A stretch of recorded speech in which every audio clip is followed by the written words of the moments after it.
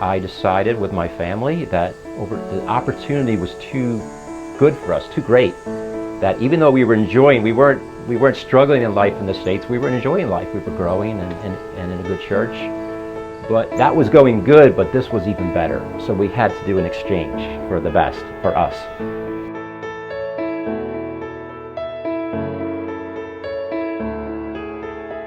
My name is Jim Gabriels, and I've been in Cambodia for 6 years. 6 years in 2 weeks. 2 weeks and 2 days will be my 6-year anniversary. We came over a little later in life. I was in my mid-40s when I got here. My wife was a little bit younger.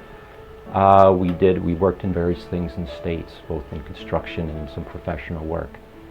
So this is a mid-life career, not crisis, but mid-life career change for us. My decision to come overseas was not an easy one, but I think the Lord put seeds in my heart way back 30 years ago when I was in the Navy. And I was stationed overseas on a carrier, on an aircraft carrier, and I got to go to a lot of cultures in Southeast Asia. And I didn't know then that I would be coming back one day. As we looked at overseas life, we realized that there was a great opportunity for us in terms of, we had felt and have always felt really blessed by the Lord. We felt like, why would you pick us, Lord? Why would you bless us so much with these things?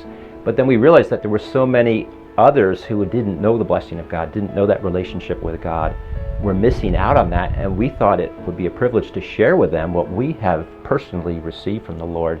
And that seemed very exciting to us, to be able to tell about our good God, our great God, to others who were not yet aware of Him. I think this is a good New Testament principle, is the idea of going to people, going to opportunities rather than trying to gather people. I'm used to gathering. I mean, even in my context of my home church, and even our whole team in America, we were in a large church, and you would gather, you would create programs, and you would try to attract people to your church. But it doesn't really work well in Cambodia, because if you try to gather people, they can only be 2 kilometers or a mile away, and transportation for them can be an issue. You might have a whole family that's interested in coming to church or to a function, but only 2 or 3 come because they could only have one little motorcycle could get them here. It's better to go to them to say, we'll come to you. If you're interested, maybe they don't even know about the Bible, maybe they want to just talk about spiritual things. We'll sit at your house and talk to you, or we'll have our Khmer friends sit with you. And just your time sitting with them, they often don't feel like they have any value. Sitting with them, sharing with them, and they don't often know who Jesus is or what He did. Many know He died on the cross, some don't know even that. And as the family becomes interested, the gospel can grow there and maybe look like a small Bible study, or become a church one day, or spread to other house churches or something like that.